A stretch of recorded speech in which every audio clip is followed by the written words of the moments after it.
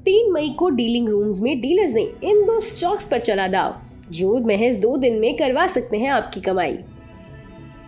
Rail शेयरों की रफ्तार नहीं थम रही है। रेलटेल, IRFC, RVNL में 6 से 10% की जबरदस्त तेजी देखने को मिली। RVNL साल के हाईएस्ट लेवल पर पहुंच गया। वहीं अडानी ग्रुप के शेयरों में बिकवाली हावी हुई है। अडानी एंटरप्राइजेस 5% नीचे गिरकर कारोबार करता नजर आया, जबकि Ambuja cement, Adani ports, Adani power, Adani Wilmar भी 5% तक टूट गए। दूसरी तरफ मन्नापुरम फाइनेंस के शेयर में भी भारी बिकवाली नजर आई। शेयर 12% से ज्यादा टूटकर वायदा का टॉप लूजर बना। वहीं आज डीलिंग रूम्स के डीलर्स में किन 2 स्टॉक्स में सबसे ज्यादा एक्शन देखने को मिला है, चलिए जानते हैं। सीमेंस, 3 मई को सीमेंस के शेयरों में खरीदारी देखने को मिली है। डीलर्स के मुताबिक आज डोमेस्टिक फंड्स की तरफ से शेयर में खरीदारी हुई है। डीलर्स को लगता है कि ये शेयर 50 से 80 रुपए तक चढ़ सकता है। डीलर्स की शेयर में पोजीशनल खरीदारी की सलाह है। BEL, दूसरे स्टॉक के तौर पर डीलर्स ने BEL के स्टॉक में दाव लगाया है। डीलर्स की इस शेयर में BTST यानी आज खरीदने और कल बेचने की सलाह है। तो अगर आपने आज इस स्टॉक को खरीद लिया है तो कल इसे बेच के अपना मुनाफा कमा सकते हैं। डीलर्स के मुताबिक शेयर 110 से 112 रुपए के स्तर तक जा सकता है। HNIs ने शेयर में मई सीरीज में खरीदारी की है। बता दें कि CNBC आवाज पर हर दिन एक खास शो कमाई का अड्डा में एक खास सेगमेंट डीलिंग रूम चेक पेश किया जाता है, जिसमें यतिन मोहता सूत्रों के द्वारा ब्रोकरेज हाउस के डीलिंग रूम से ये जानकारी हासिल करते हैं कि आज किन 2 स्टॉक्स में ब्रोकरेज ने अपने क्लाइंट्स को सबसे ज्यादा ट्रेड लेने की सलाह दी। डीलर्स ने आज कौन से शेयर खरीदे और बेचे हैं और आज के टॉप ट्रेडिंग आइडियाज क्या है।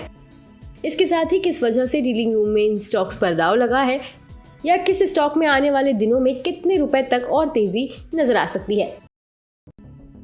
बता दें कि यहाँ मुहैया जानकारी सिर्फ सूचना हेतु दी जा रही है। मार्केट में निवेश बाजार जोखिमों के अधीन है। निवेशक के तौर पर पैसा लगाने से पहले हमेशा एक्सपर्ट से सलाह लें। मनी कंट्रोल की तरफ से किसी को भी पैसा लगाने की यहाँ कभी भी सलाह नहीं दी जाती है।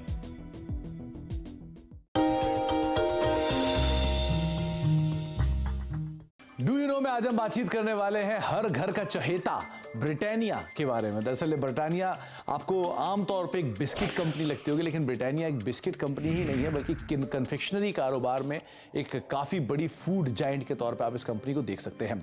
इस कंपनी की शुरुआत 130 साल पहले हुई थी और करीब 295 रुपए में उस समय पर इस कंपनी की शुरुआत की गई थी। सेंट्रल कोलकाता के एक छोटे से घर में इसकी शुरुआत हुई थी और वहां से धीरे धीरे एक्सपैंड करते करते आज इतना बड़ा स्केल आप ब्रिटानिया का देख रहे हैं।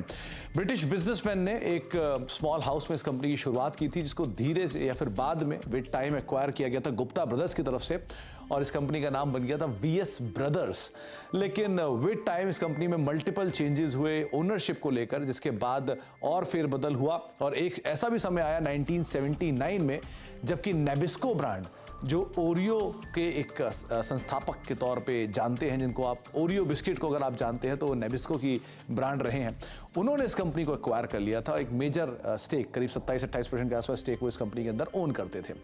लेकिन जो एग्जिस्टिंग प्रमोटर है वाडिया ग्रुप ने, उन्होंने करीब 1990 में इस कंपनी को एक्वायर किया। तो आप अंदाजा लगा लिए करीब 3 दशक से ज्यादा का हिस्सा जो है वो एग्जिस्टिंग प्रमोटर्स के पास इस कंपनी का है।